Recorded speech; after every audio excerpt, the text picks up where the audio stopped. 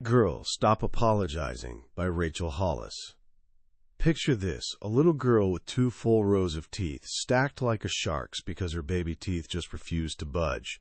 That same girl took her dad's mustache scissors and gave herself bangs so short they were basically invisible. Add frizzy hair, chubby cheeks, and an eyebrow situation gone horribly wrong with her sister's razor, and you've got a kid who wanted exactly one thing: to disappear into the crowd and just be normal. But here's the thing about not fitting in.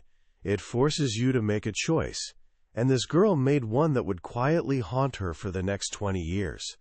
She decided to become a chameleon, studying other women like a scientist, learning to mirror what they did, how they acted, what they wanted. She got so good at the performance that she lived 2 completely different lives. On the surface, a sweet mom with a cozy little blog about cooking. Behind the scenes, a fierce entrepreneur grinding 60-hour weeks, building an empire, burning with dreams so massive she barely dared whisper them to herself. That girl was Rachel Hollis, and her wild ride from hiding who she really was to building a global media powerhouse is what Girl, Stop Apologizing is all about. This isn't your typical set goals and crush them book. It's a battle cry for everyone who's ever felt like they needed to make themselves smaller, quieter, less ambitious, so other people would feel more comfortable. Rachel sold millions of books, not because she's got some magic secret, but because she names that awful feeling we all know too well, the fear that our dreams are too big, too inconvenient, or just not what people expect from us. Today, we're unpacking her powerful game plan. By the time we're done, you'll see the invisible excuses that have been secretly sabotaging you, learn the practical habits that actually create momentum, and walk away with the essential skills to start building the life you're meant to live, without apologizing to a single soul. This is about ditching the shame and stepping into your greatness. Ready? Let's go. Ever had one of those quiet dreams that whispers to you when you're alone in the car or zoning out while doing dishes? What if I went back to school? What if I started that business? What if I could actually make a difference? For most of us, that little spark gets immediately drowned by a tsunami of doubt. And weirdly, that doubt usually comes wrapped in an apology. We apologize for existing. We apologize for having needs. And especially, we apologize for having dreams that are just for us. Rachel argues this apologizing habit isn't random. We were taught this. Especially as women, so many of us learned early on that our value comes from how well we serve everyone else. Happy family? You're a good daughter. Happy friends? You're a good friend. Happy boss? You're a valuable employee. Our worth gets tangled up in other people's opinions. So we become professional people pleasers. Rachel was the absolute best at it. She ran a successful event planning business in Los Angeles, but was completely fried. She started a blog on the side, and it slowly exploded. But as her business grew, something weird happened. She started hiding it. She had 5 full-time employees. She had an office. She was running a legit company. But if anyone asked what she did, she'd smile and say, "Oh, just this little blog thing." She downplayed everything, because the truth felt uncomfortable. The truth was, she was a working mom with huge ambitions, and that didn't match the picture of what she thought she was supposed to be. One day on Facebook, someone asked how she did it all. She answered honestly, mentioning that her husband was super involved, and they had a nanny who helped with their sons while she worked. The internet lost its mind. What kind of mother lets someone else raise her children? Only a selfish person would choose work over family. The comments were brutal and hit exactly where it hurt most. That little girl with shark teeth who just wanted to fit in was still there, and she was crushed. So she retreated, She stopped mentioning her team, her business trips, her nanny. She hid the parts of her life that brought her the most joy and purpose, all because she was terrified of judgment. She was apologizing for who she was, not with words, but with how she lived. Every time she hid her success, she was basically telling herself there was something wrong with wanting it. This went on for years, until a conference in 2015 changed everything. During a session on limiting beliefs, she had this massive breakthrough. She realized she'd been taught to play small, but she'd been born with a heart that only dreamed big. Her ambition, her drive, her hunger for more, these weren't flaws. They were who she actually was. They were a gift. Right then, she decided to stop apologizing and start living.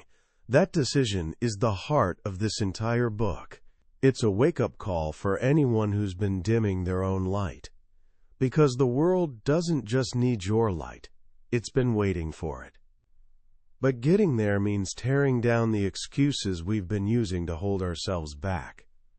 The first and most common excuse, that's not what other women do. We look at the women around us and create this invisible rulebook for how we're supposed to live. If our dream doesn't fit the rulebook, we assume the dream is the problem, not the stupid rules. We're so scared of being judged, too bold, too ambitious, too different, that we silence the voice inside begging for more.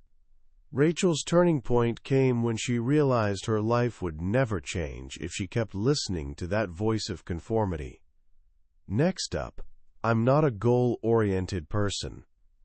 Some of us tell ourselves this story, that some people are just born driven, and we're not one of them. But Rachel makes a game-changing distinction.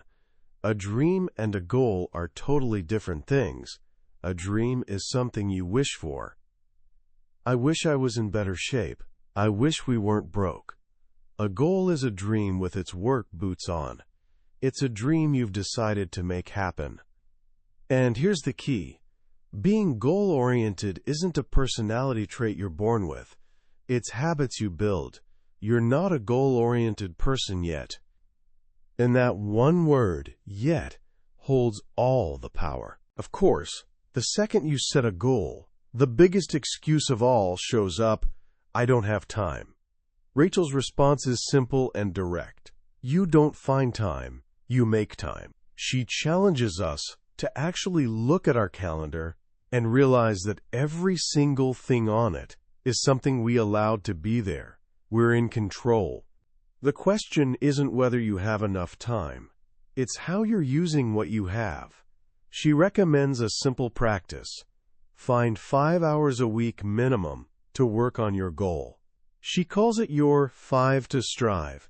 That's 1 hour a day for 5 days. Treat that time as sacred. Put it on your calendar like a meeting with the most important person in the world, because you are. But even with time carved out, another monster appears. I'm not enough to succeed. We're not smart enough, educated enough, thin enough, young enough, old enough. For Rachel, this voice told her she wasn't educated enough to build a big business. With only a high school diploma, she'd look at complex financial reports and feel totally overwhelmed. The voice in her head would whisper, "Who do you think you are? You're going to fail." For years, this fear paralyzed her, but the only way to fight a lie is with a truth that makes it irrelevant. Her truth was this. She'd always figured things out before. She'd built a company from nothing. She decided to learn. She tried an online Harvard business course, but it wasn't the right fit. The lesson here is crucial. Personal growth has to be personal. You can't follow someone else's exact path. She eventually found her way through books, conferences, and YouTube videos. The point is, not having the knowledge just makes you teachable, not stupid. Not being in shape just makes you moldable, not lazy.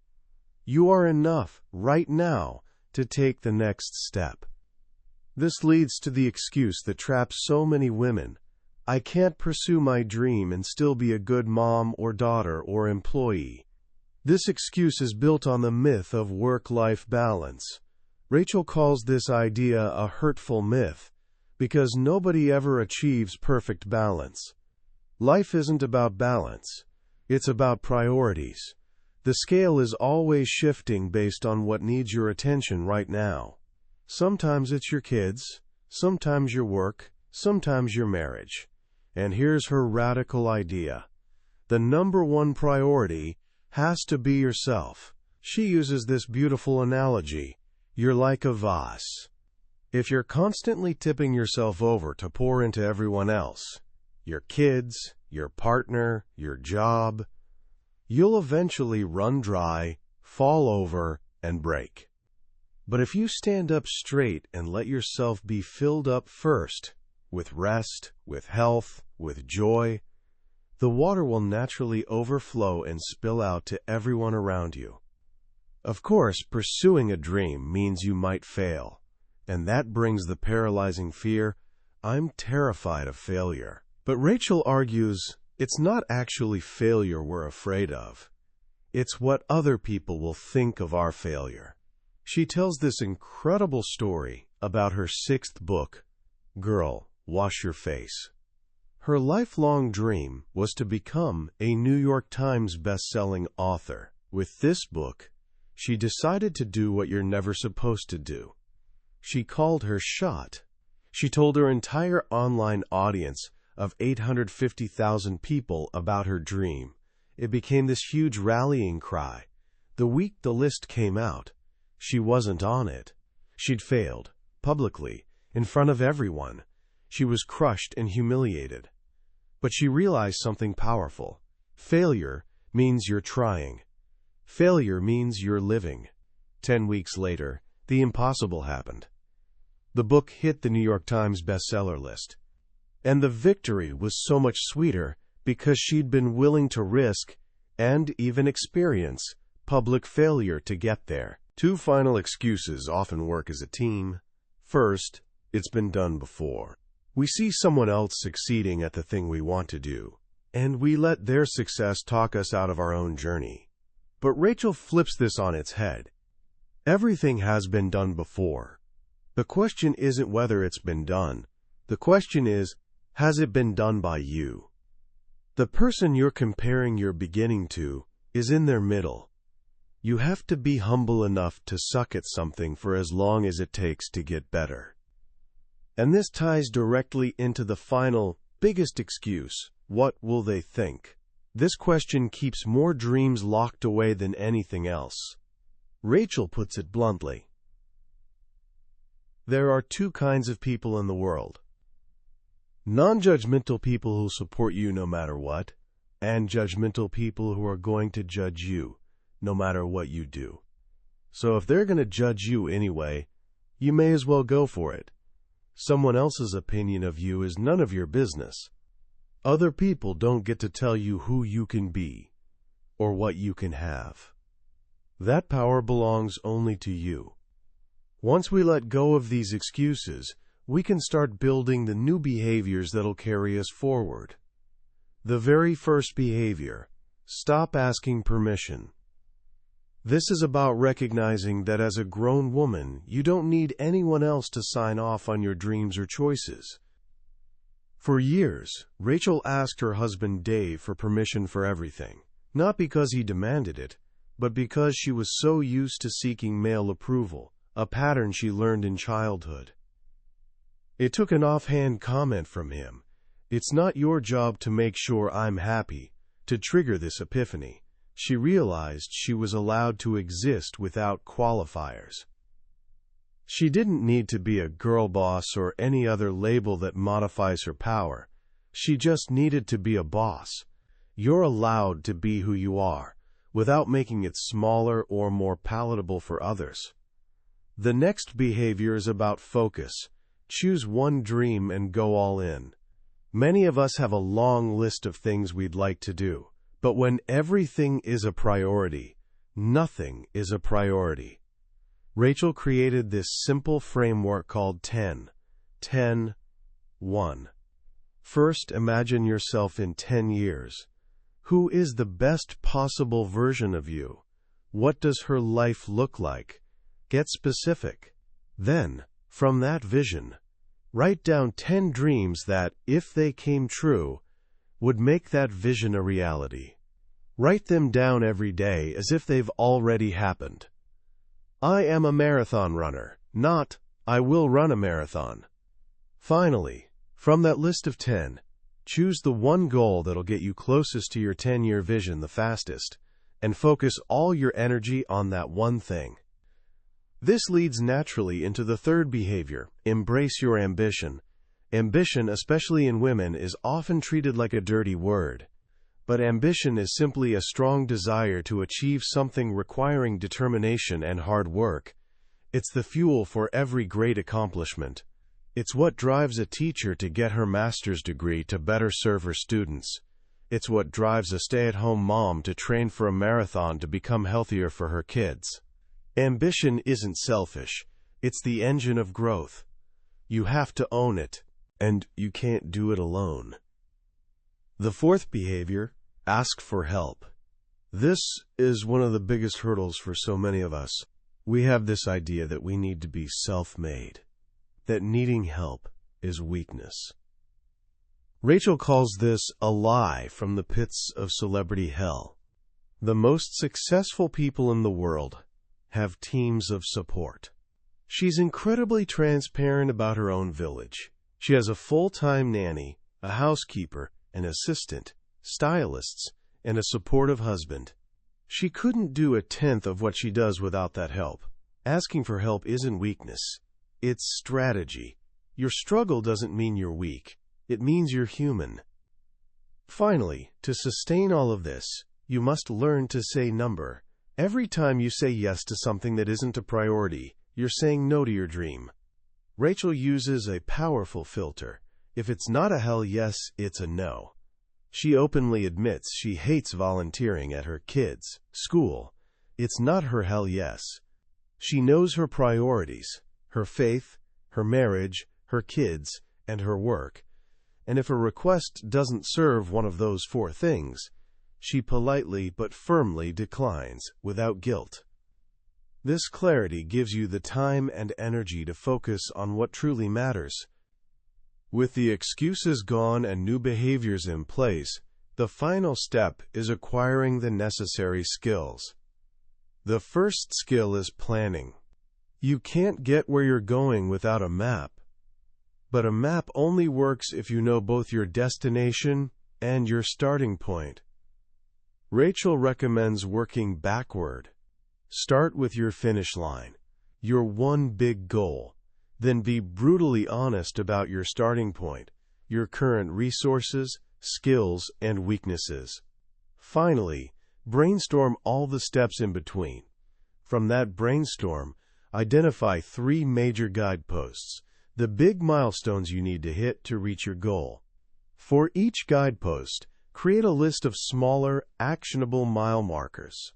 This turns a huge, overwhelming dream into a series of manageable steps. The second skill is confidence. Confidence isn't something you're born with. It's a skill you build. One of the fastest ways to build it is by taking pride in how you look. Not how society says you should look, but developing your own personal style that makes you feel good. When you like the way you look, you love the way you feel. She shares her own very personal story of getting a boob job after having children, not because of anyone else's opinion, but because it was something she wanted for herself, to feel more like her old self. It was a choice that helped her reclaim a piece of her confidence. The third skill is persistence. Success rarely happens overnight. It took her 8 years of pitching TV segments to get on the Today Show. It took 6 books to get a bestseller. The journey is long, and you will get knocked down. Persistence is the willingness to get back up, again and again. It's understanding that this goal isn't a temporary diet or seasonal hobby. This is who you are now. The fourth skill is effectiveness. It's not about how many hours you put in. It's about what you do with those hours. She advises replacing your to-do list with a results list. Instead of writing "work on my novel," write 500 words. A result is specific and measurable. You either did it or you didn't. This focuses your energy on actions that actually move you closer to your next mile marker, not just busy work that makes you feel productive. The fifth skill is positivity. You can have the best plan in the world, but if your mindset is negative, you're sunk. You're in control of your thoughts, and your thoughts control your feelings. This isn't about ignoring hardship. It's about choosing your reaction to it. She tells this grueling story of her 52-hour labor with her first son. At the moment of greatest pain and panic, when the epidural wore off and the doctor mentioned a possible C-section, she made a choice. She went silent, focused inward, and chose to rise above the pain to get her son out safely. That choice, she says, is available to us in any situation. It's the difference between joy and suffering. The final skill ties it all together: leadership. This is the idea that once you start living into your own potential, you have a responsibility to light the way for other women. You become an example of what's possible. When your light shines brighter, it doesn't blind others. It encourages them to find their own light. A true leader is just as excited for someone else's success as her own, because she knows that when one of us rises, we all rise. In the end, all these excuses, behaviors, and skills boil down to one simple yet profound truth. You are made for more, your version of more. And the journey to get there starts the moment you stop apologizing for the dream and start believing in your dang self. What strikes me most about Girl Stop Apologizing is its profound simplicity. Rachel Hollis doesn't present herself as some untouchable guru with all the answers. Instead, she feels like a friend who's walked through the fire of self-doubt and come out the other side, holding a map and pointing back, saying, "You can do this too. Here's how I did it." The most powerful lesson, I believe, is the idea that ambition isn't a flaw to be corrected, but a fire to be fueled. In a world that often subtly tells women to be quieter, smaller, and more accommodating, her message is a thunderous declaration that your dreams are valid simply because they're yours. You don't need anyone else's permission or approval to chase them. This is a radical act of self-love. It's permission to put yourself on your own priority list, not as a selfish act, but as a necessary one. The vase analogy is perhaps one of the most memorable metaphors for self-care I've ever heard. We cannot pour from an empty cup, yet so many of us try, day after day, wondering why we feel so broken.